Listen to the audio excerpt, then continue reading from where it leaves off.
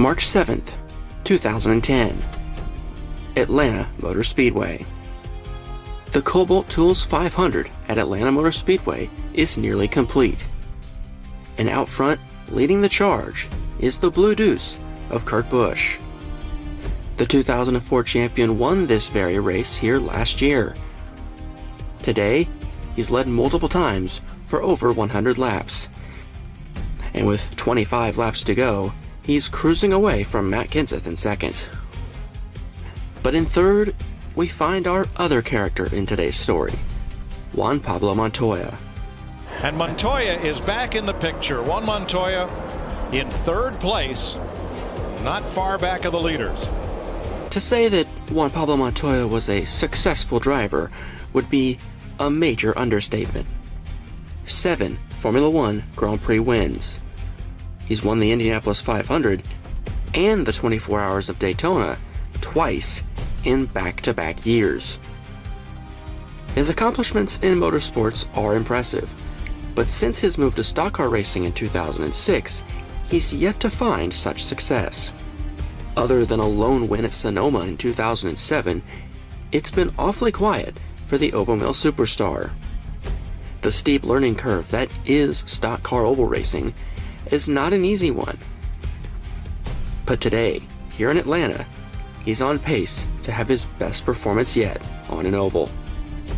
With 20 laps to go, the TV broadcast crew interviews his crew chief, Brian Patty. And Brian Patty is Montoya's crew chief. What do you got to do to win this race?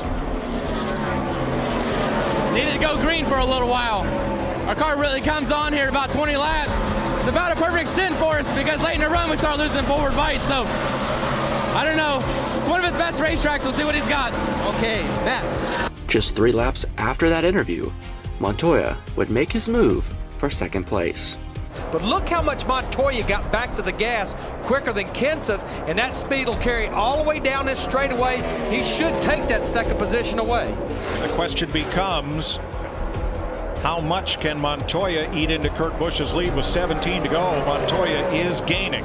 The short battle with Kenseth would cost Montoya some time, as the gap to the leader would grow to almost 2 full seconds.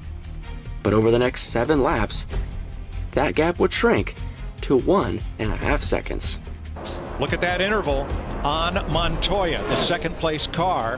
That interval right there is shrinking. Not much, a little up, a little down, but it's getting shorter rather than longer. Lap after lap, little by little, Montoya would close in on Busch. The fastest last lap was Montoya. And at this point, the stopwatch was telling the story. Montoya was the fastest car on the racetrack, and now only a second behind Kurt. At that time, Montoya beat Kurt Busch by 2.5 tenths of a second. Yeah, that was a big bite right there, and you can see it on that back straightaway. That's where we get the best gauge. With no lap cars between them, there was no doubt about it. Montoya was going to catch Busch. But I also think Montoya, all of a sudden, he has taken that thing to the yellow line, and he is eating into that lead now. Montoya is the only driver lapping this track under 32 seconds. Another 2 tenths. We're down to a second with 6 to go. And with history as our guide, this was going to be an epic finish. Atlanta is no stranger to close finishes and fantastic battles. Since being repaved and reconfigured in 1997, this place always seems to find a way to deliver photo finishes. Now here they come. Gordon got loose. It's Harvick. Harvick by inches. Harvick by inches. They come toward the line. Who will it be? It is going to be. I don't know. I don't either. Will look like Earnhardt just by a little bit. Coming out of turn number 4 on the high side, Bobby Labonte. They hit again. It's Bobby Labonte. Ron Hornaday goes across the start finish line just inches in front of Bobby Labonte. Here they come, and I think Cole's got the advantage. He does. He wins. Cole ready. All right. Yeah, baby. Yeah, baby. And it looks like today will be no different. Would the champion add another mark on his stat sheet, or would the challenger finally get his first win on an oval? We were just 3 laps away from finding out. And in the immortal words of Darrell Waltrip, we were in for another one of those classic Atlanta finishes. But that was until... Half a second. And the 99 has turned over Brad Keselowski. And we have a caution. Carl Edwards, who was multiple laps down at this point, decided now was a good time to get even with Brad Keselowski after an earlier incident between the two, spinning him out at nearly 200 miles an hour. And while this caution would eliminate the gap between Montoya and Busch, it would also remove all the momentum that Montoya had going his way over the last 20 laps. And now, this race was going into overtime.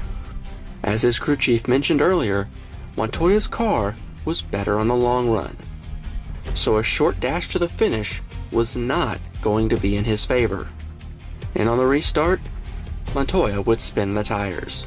Oh, big start for Kurt Busch. Yeah, and the 9 car got in the back of the 42, and Kurt Busch is long gone. Busch would get away and never look back. Off turn number 4. Kurt Busch is going to win it for Roger Penske. The Blue Deuce goes to victory lane again in Atlanta. Juan Pablo Montoya would have to settle for a 3rd place finish. Juan Montoya, solid day today, but you came so close to that checkered flag. How disappointing is it? No, the point we didn't finish second, but we were a lot better in the long run. In short run, he was good.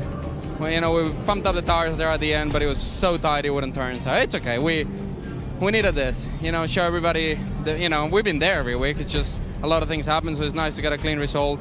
Car in one piece, ran against the fence all day, so I'm pretty proud. Congratulations. Solid run today. If you were to ask someone about this race today, the Brad Keselowski flip is most likely the only thing they're going to remember from this race. And rightfully so. This crash, the rivalry that ensued, and the questions about the safety of the race cars would all take the headlines exiting Atlanta. But for me, I still think about this moment with 3 laps to go. And I wonder if Montoya could have captured his long sought after oval win here. Did Busch have anything else left in the tank to fight off the ensuing battle from Montoya? We'll never know. And that's why this is one of NASCAR's What If finishes.